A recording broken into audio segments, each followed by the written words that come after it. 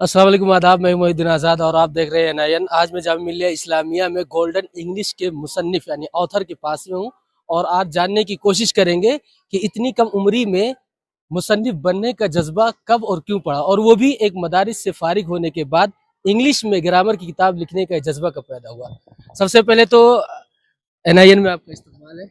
मैं शुक्रिया अदा करना चाहूँगा आप सबका। आप लोग यहाँ तशरीफ़ लाए, मुझे खुशी हुई, आप लोगों ने मुझे हौसला दिया। अल्लाह आप सबको बेहतरीन बदला दे इन सारी चीज़ों का।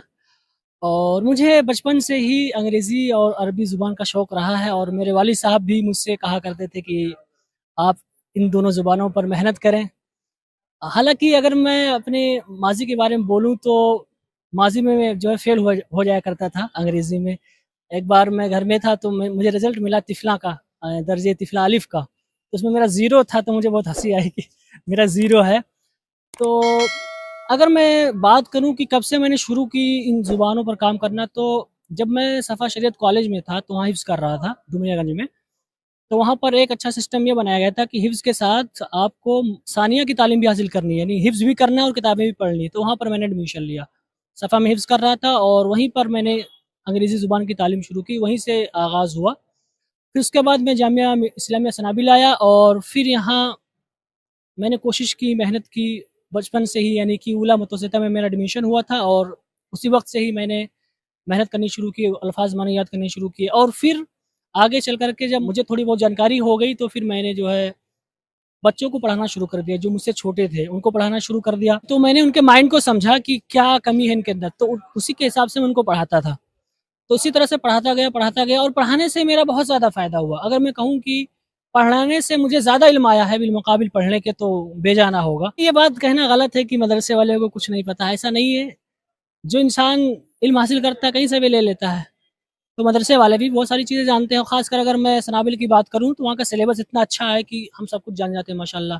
यहाँ तक कि जनरल नॉलेज भी हमें उसका इल्म होता है। तो ये कहना गलत होगा। मदरसे वाले अलग-अलग एतबार से हर फ़ील्ड में माहिर होते हैं।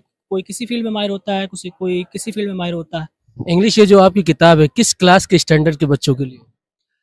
ये मुकम्मल एक कोर्स है और जिस किताब का इजरा अभी हुआ है ये पहला हिस्सा है।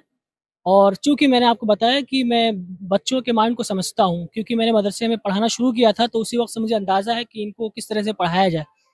तो मैं पढ़ाता हूँ, यानी कि मुझे ग़ालिबन याद है कि ऊला सानविया से ही मैंने पढ़ाना शुरू किया था अपने साथियों को। तो उस वक़्त से मैंने कैच करना शुरू किया कि कहाँ कमी है, कहाँ कमी है। फिर उसके बाद मैंने एक मुकम्मल कोर्स तैयार किया। चूँकि अगर बात करें कि जब मदरसे वाले बाहर निकलते हैं तो उन्हें दिक्कत होती है, परेशानी का सामना करना पड़ता है। ख़ास तौर पर अगर हम यूनिवर्सिटी में आना चाह रहे हैं तो अंग्रेज़ी की वजह से लोग उनको बुरा-भला भी कहते हैं, कहाँ से पढ़ के आया है। तो उनके माइंड को मैंने समझा, तो मैंने एक मुकम्मल कोर्स तैयार किया है। जिस किताब का अभी इजरा हो ये पहला हिस्सा है। तो इसको वही शुरू करें जिसको अंग्रेज़ी बिल्कुल भी नहीं आती है। बिल्कुल मैंने ज़ीरो से शुरू किया है।